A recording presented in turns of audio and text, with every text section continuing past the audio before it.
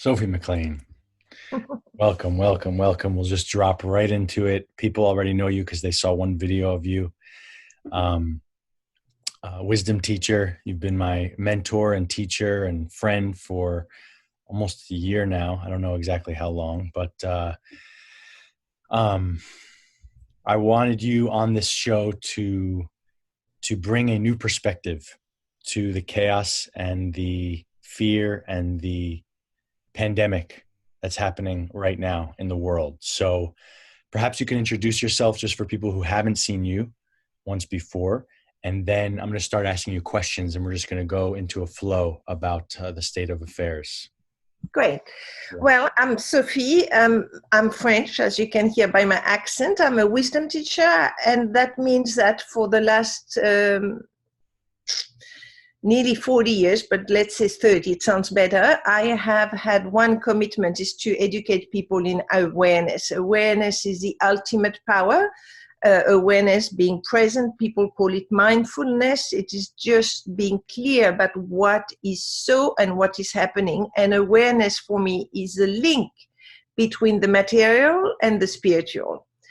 I give courses, conferences, speaking engagement, online seminars. You can go to my website, and I just love empowering human beings. This is what my life is about. So I hope this conversation will be useful for everybody. And it's always fun to be with Josh. So where are you right now? I'm in New York. And your building is empty and your street is empty, correct? No, and I'm the only person in my building, which is quite different. They must have all secondary houses. So I think I might be one of the safest person in the city, because literally I see no one and the building is totally empty. Wow. And the street and the block. So you've been more isolated now than ever before, would you say? Oh, yes. I've never lived through an isolation period, ever. Quarantine period. I've never had that experience before. How is it for you? The thing that I find very that helps me a lot is that my attention is always on other people. It's very rarely on me. I find that if my attention is on myself, then the mind and being egocentric and self-centered is very disempowering. So for many, many years, my attention is always on others. So I've been actually, doing fine, because when you have the experience of making a difference, of loving and caring for other people, and of being able to contribute to other people, this is the most healing, delicious, harmonious way to be. So I can deal with confinements as long as I can do that. If I was totally shut off from other people, right, then I think I will do very badly. But for the moment, all is well. What do you think this is going to do to people who haven't spent 20, 30 years meditating and studying and the practices that you've done? How do you think this is going to affect a normal person, quote unquote? What kind of reactions, what can we expect from humanity? Well, of course, the first thing I want to say is that I do not know. What I can say is what I hope will happen. Right? So there is two options. Either people are going to learn that life is about elevating themselves and caring for each other, and that all borders and division and separatedness are human construct, that we're one species, and until we love each other and take care of each other, nothing will work. Right? We are the only species in the entire universe that kill each other. There is interspecies killing, but not inner-species killing, except for humankind. Right? So my hope is that everybody will learn what matters. My fear... For a second, there's no interspecies killing? No. Yeah, there is between two different species. There is, but not inner species killing. I thought like lions killed their young, don't they? Or baboons or something? No, not what I hear. Oh, Not from what I hear. but we. I got it from Deepak Chopra, Oh, okay. and I went to study there. So that I'm not an expert, Yeah. but mainly this is what is so. And we kill for fun, and animals never really kill for fun. They would kill for food or for territory, but we kill. For fun. Well, fun's not the right word, but we kill for domination, for control, for self-gain. We kill for God. I mean, we've killed more people in the name of God than anything else in the world. The only evil, people often talk about evil and dark forces, and for me, the evil is what human beings can do to each other. That is a real evil. Yeah. So I hope we will learn from that, right? Yeah. From that crisis, because being confined, people will go through the different stages of grief, right? First is denial, then there is anger, then there is depression, and then you get, there is 5 level, which I don't remember just off the top of my head. But then after all that, then you need to look at something else other than your personality, your little self, your ego, and then you have access to a very beautiful liberation. And that's what I hope this global crisis will bring. Yeah. So what do you think what's happening in the world? Let's just start there. What's going on? And with your lens, with your expertise, what the heck is happening? And what's the global opportunity that we have on our hands as a species? We understand there's a virus. Everybody understands the logistics of what's happening. But how do we flip this lens and give people an experience of hope, an experience of, hey, there's something that's happening here that is actually potentially positive? All right, so there is different level of the crisis, right? There is a very different level. The first one is a medical level, basic. If you're sick, you don't even think, you just get yourself well. You think to get yourself well, you go to the experts, you do what works for you. But if you're sick, just take care of yourself. If you have somebody around you that is sick, then you take care of them. So, I mean, if you can. But that's the first level. It's a personal level, right? Then there is the community level. So you think of the people around you, right? So if you're not in charge, you need to follow the person in charge. And for this crisis, the people to listen to are the health experts, right? So any health expert that you want to follow, as it's a crisis, a health crisis, follow a health expert and follow what makes sense for you and takes care socially of everybody else, right? So personal, social. And then I hear a lot of people that say, oh, we must go back.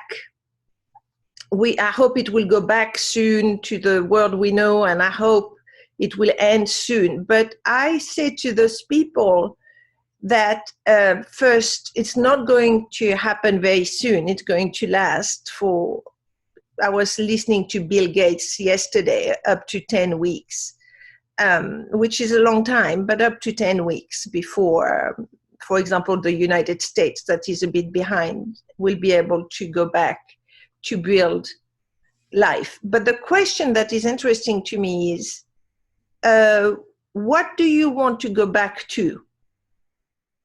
Because frankly, our world as it was, for me, was not working. It's really is in the most beautiful place. Earth is so glorious. Nature is so glorious. We have so many species. The ecosystem is so perfectly done. What human beings are doing with our world, for me, has not worked. I don't want money to be the most important priority of life. I do not want to have a lawyer to sign a contract. I want to have a word of honor, for example. I don't want to have politicians and egomaniac people running the world. I don't want to have refugees that we stop because we frightened to not have enough and leave people dying and little children starving of hunger. So do you really want to go back to what we had before? Can this pandemic be the opportunity to learn? Do you really want to go back to destroy the environment? Do you really want not to be responsible about our ecosystem? Do you want the most important thing in your life to be to go to work? Work before your family, your friend, your well-being, your spiritual life? Do you want your education at school to be about what is possible for human beings by learning awareness, consciousness, and spirituality? Or do you want to go back to learn things that you will forget the minute you will leave school? Do you want education to be about being a loving, caring, honorable, generous human being? So this is what I see. People will choose to learn at whatever level they wish to learn. But my main concern is how much suffering do we need for people to be able to give themselves the permission to dream, to create a world that will work for everyone with no one left out. Are you right now thinking of what's happening in India? I come from Africa. I was born and brought up in Africa. My friend was in tears saying to me, Sophie, I'm more scared of going to the hospital than I am of the virus. Right? You know, think about the Italian, the Spanish, and what is going to happen in Africa. I was speaking to the UN representative of the UN in Western Africa. This woman has lived through the Ebola outbreak. And now, I mean, I talked to her to support her. You know, there is heroes out there. And she says to me, you know, Sophie, you send people to their home, but their home is 30 people in 2 rooms. And as they eat at night, only if they get paid for the work of that day, they cannot stop going to work, otherwise they do not eat, right? So when the thinking and the caring expand to everyone on the planet, then it will be possible to create a world that works for everyone. How do we, wow, that really touched me. How do we as one creature, as one human being, how do we translate that care practically into actually changing things? To me, Well, I feel fucking helpless. Sorry for cursing. I feel helpless. Yeah, I understand. So this is very important, right? This is what I said to you in the beginning of the call. Why I'm being able to stay grounded is because I make a difference with other people. So find a way you can make a difference. So I have a group of students I talk to twice a week. And yesterday night, we came up with an action that every single person can take. Educate yourself in awareness and educate others in awareness. So what does that mean? Imagine we have 2 minds. We have one that is totally unconscious and on automatic, that is literally reacting. I'm sure you know that there are sometimes you do things and say things, and once you've done or said that, you just have a thought and you say, why on earth did I just do that? Right? That's the one I'm talking about. Totally reactive, totally automatic, unconscious. And then there is another side of our mind that is the extraordinary mind of human being, the one that got us to the moon, the one that invented the computer, and this kind of very conscious mind that is directly connected to the quantum field and the spiritual field. So awareness is just knowing when one is running the show versus the other one.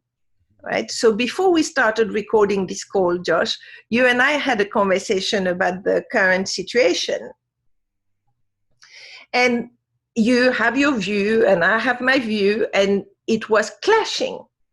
But all we did out of the respect we have for each other was to bring awareness to what we were saying. That's all we did.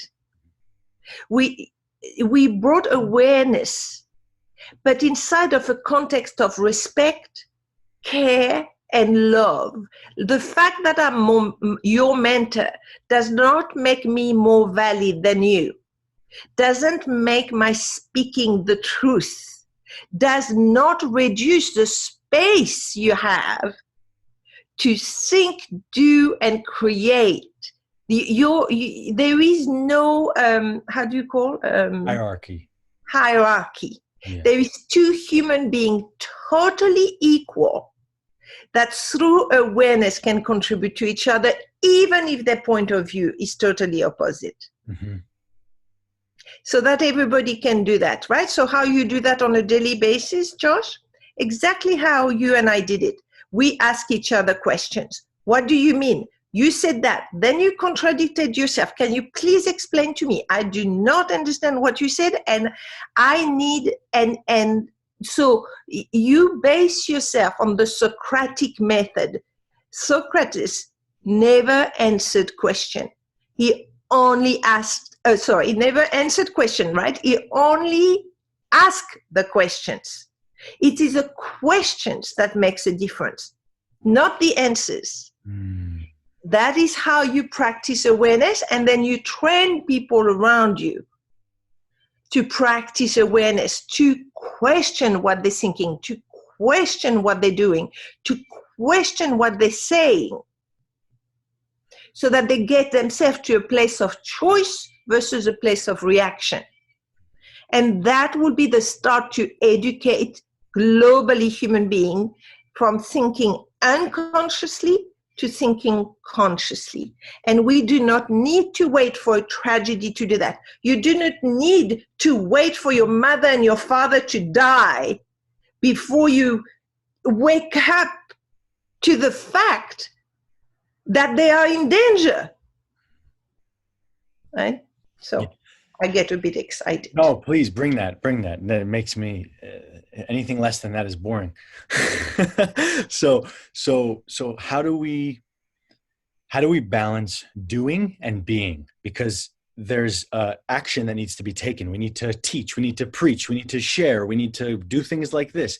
And then how do we balance that with like, wait a minute, am I at peace right now? Am I okay right now? How do I feel right now? And just sitting and being in nature and being still. So my question to you is, how are you balancing this right now? The doing and the being, it's a common spiritual concept. Yeah, it's a very good question. So one second. Okay, go ahead. Sorry. You need to go with the flow of the universe, right? The flow of creation. So most people are not aware of the order of, not the order, but the flow of creation, right? So people go for the results. Like, for example, when I'm in a relationship, then I'll be happy, and then I'll take that action, and then my life will turn out. That goes totally against the flow of the universe, right? So the flow of the universe starts with being. Be happy. So you need to do the work you need to do to create, if we talk about the example I get, the experience of happiness where you are, of contentment and fulfillment. There is nothing more attractive than a happy person. And a happy person takes very different action than an unhappy person waiting for happiness, right? So the actions you take do not come from your mind or from your,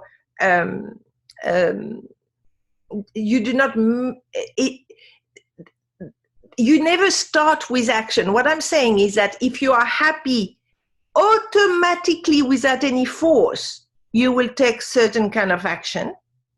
And if you are unhappy, automatically you will take other kind of action. All you have to do to understand what I'm saying is look as when you're in love.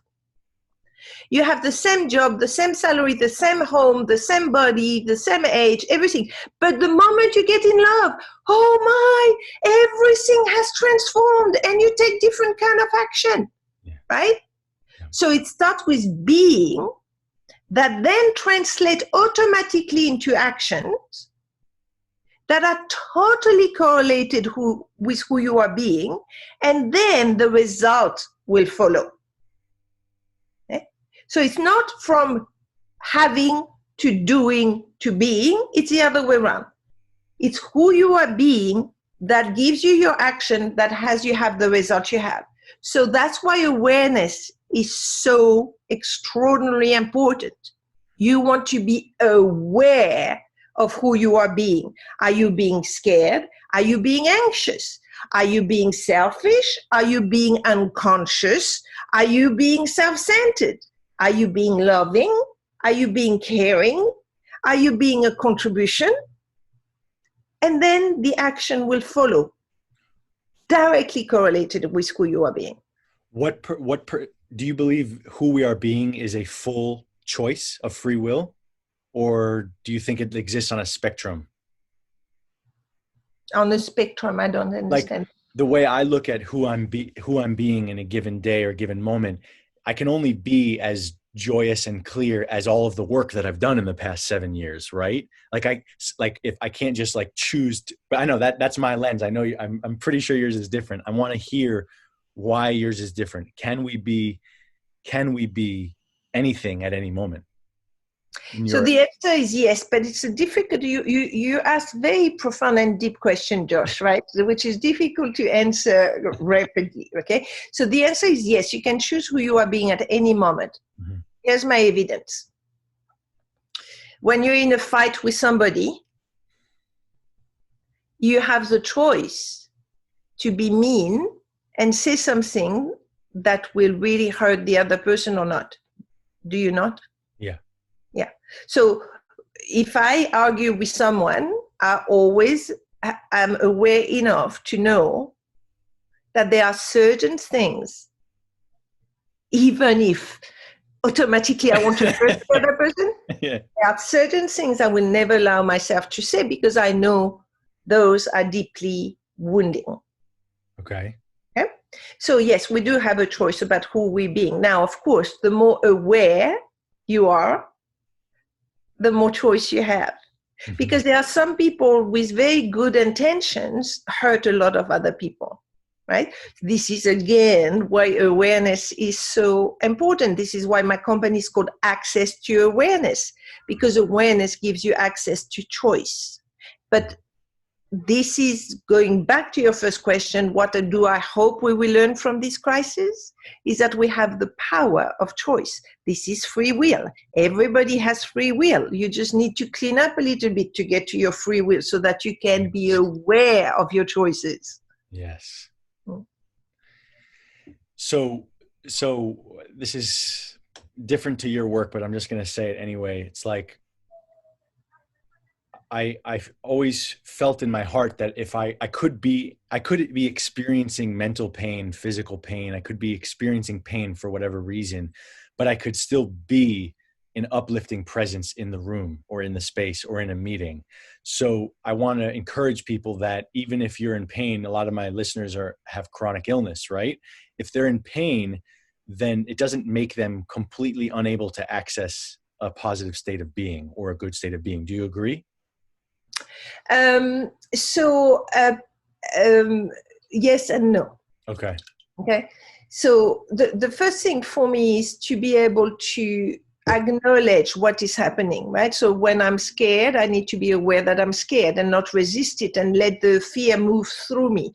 I have a lot of sorrow towards humankind at the moment, and I let the sorrow move through me. I have cried a lot and I dance it through, right? So you need to be aware of what is happening with you. Now, physical pain, you're talking about physical pain? Mental or physical pain? Yeah. Depression, so anxiety. Mental, there is no mental pain, it's mental suffering. Mm-hmm. Right? There is a difference between pain and suffering. Pain is physical, like everybody experiences pain, even animals. Animals do not experience suffering. Only human beings do. The earth doesn't suffer because of the earthquake. The dog with 3 legs doesn't go, oh, get me a therapist, my life is ruined, right? No. So suffering is typically human. Pain, everybody has to deal with. So physical pain can be very debilitating and takes a lot of your energy. Now, there is a way to deal with physical pain. And I want to say that I haven't had the experience of intense physical pain over a long time. I did have physical pain, but not over a very long period of time, which is, I think, what is debilitating. Apparently, there is a way to get so present to it that it disappears. Okay, I have not experienced it, but I've met a lot of people that have. So that is what, as the people that have constant physical pain, I would encourage them to go that way and find out what are those people talking about and what is the access to that. And it's always through consciousness, right? Now, suffering comes from the part of the mind I was talking about that is unconscious. Suffering, the source of all suffering is the stories we make up about what might happen in the future or what things mean.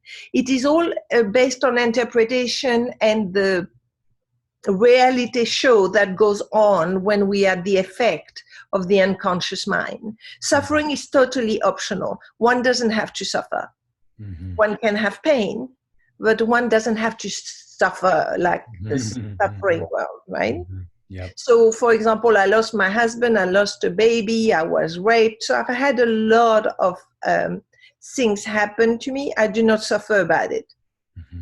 I still have pain. My husband died 30 years ago. The sadness of not having him is still present. Not all the time, but from time to time. It's absolutely no problem. I have totally learned to welcome the pain as love and and it goes through me very quickly because I don't resist it. Okay? So there is things, but the suffering I'm talking about is the one based on story and what did happen and what might happen. It's all based in the past and the future, nothing to do with the present. That is typically human and is totally optional.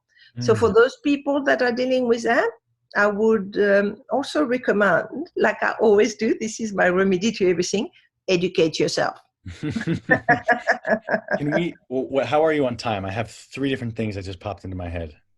I have another 10 minutes. And then we can do it again, Josh. Do it again. If people are interested, we can do it again. Okay. So I'm only going to touch on 2 things then. Each one will be about 5 minutes.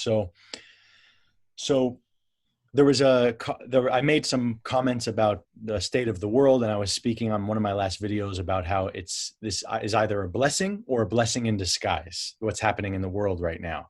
I feel everything is either a blessing or a blessing in disguise. And a woman commented, she's like, you don't know what it's like to get raped. Getting raped is not a blessing in disguise. There was only negative that came from that in her mind. I'm curious as far as, do you view, if you don't want to talk about this, it's okay, but do you view you having gotten raped as a blessing in disguise, or are you grateful for that experience? Do you Okay, because you see, this is the mistake you make, Josh, if I may, okay? Yeah. Being raped is not a blessing. What you can learn from it is a blessing. Of course, yeah.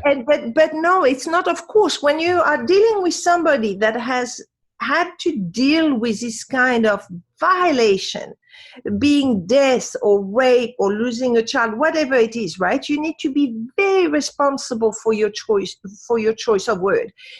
No, losing my husband was not a blessing. What I'm grateful for is how much I elevated myself out of it and what I learned from it.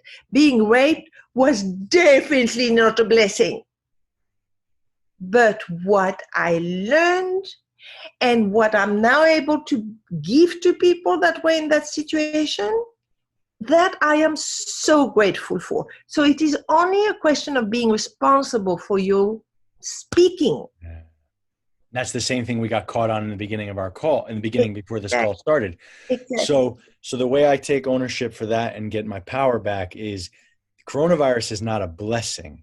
The awakening that can happen is the blessing. Yes. And if the awakening does not happen, it would have been a waste of a pandemic. So if, okay. I remember 5 years after my husband's death was my moment of choice. I said, okay, you can either stay angry, victimized, and just a witch for the rest of your life, or you can learn from it. And that was a turning point. And I'm wondering when the turning point about the pandemic will be, if there will be one. Wow. Okay.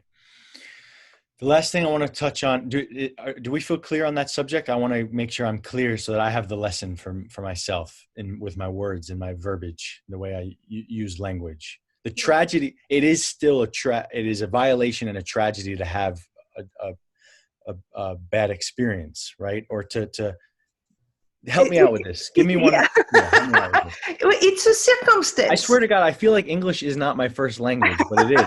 I feel like I think in a different language. Just come to me if you want some lessons in English, my dear. Okay. In fact, it's nothing. So again, I've got to be responsible for my choice of word, but the death of my husband is a death of my husband. A rape is a rape. The birth of a child is the birth of a child. What Gandhi did is what Gandhi did. Now we then make it mean something, right? So I make it mean Gandhi was extraordinary, right? But if you were the British at the time where Gandhi was doing his non-violent marching, he was not extraordinary. He was a pain in the ass, right? So just to know that what happens is what happens. This is life. It's one thing after the other. You don't need to tie them together. It's just what happens, what happens, what happens, what happens, what happens, what happens. And there is some things that happens that reactivate every pain, every reaction, every survival, and every emotions that are so difficult to be with. There is emotions that are easy to be with: joy, happiness, love, sharing, generosity. Well, I'm mixing a bit emotion and state, but you understand. But there are some emotions and feelings that are terribly difficult to be with: grief and violation and rage, anger. Those are the low-level emotions that we all try to avoid. And of course, what you try to avoid will persist, right? So an enormous amount of compassion is needed for people that have this surge of the low-level emotions and feelings. Mm-hmm.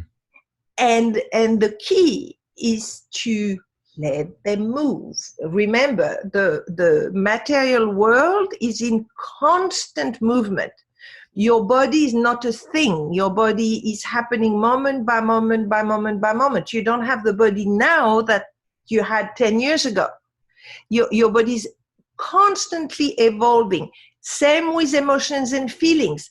You've got to let them move, because that's the very principle of the material world. So if you try to resist this emotion, they get stuck.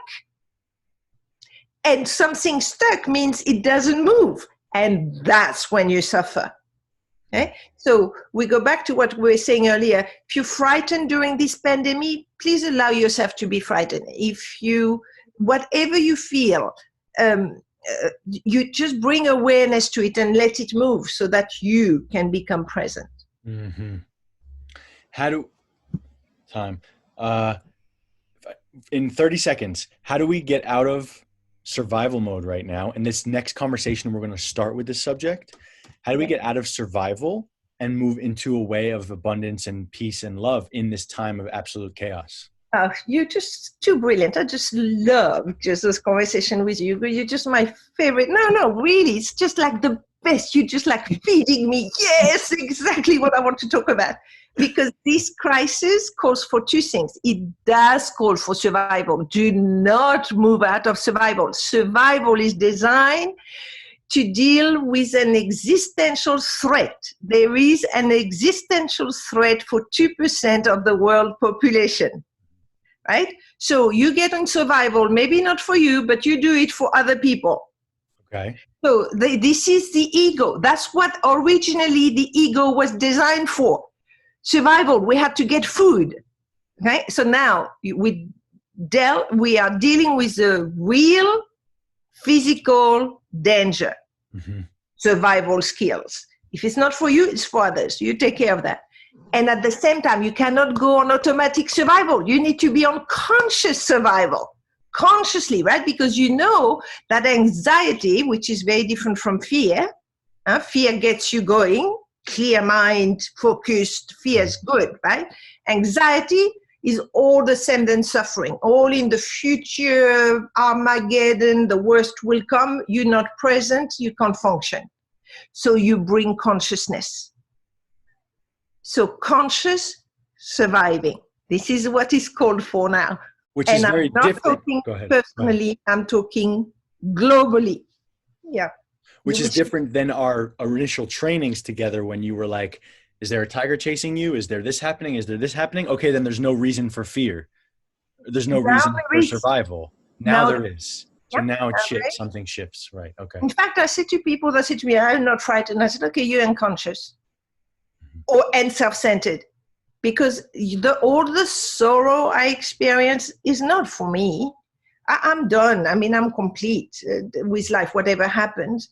It's for others. I mean, who cares, right?